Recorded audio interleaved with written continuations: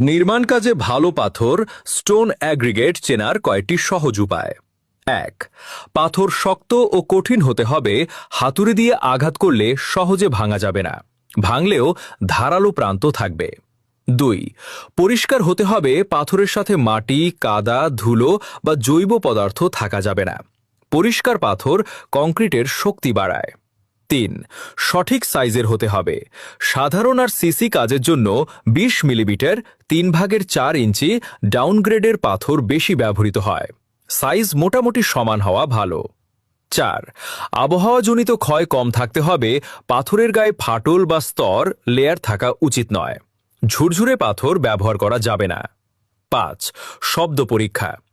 দুটি পাথর একসাথে আঘাত করলে টনটনে ধাতব ধরনের শব্দ হলে পাথর ভালো, ভোঁতা শব্দ হলে পাথর দুর্বল হতে পারে। ৬. পানি শোষণ কম হবে। ভালো পাথর কম পানি শোষণ করে।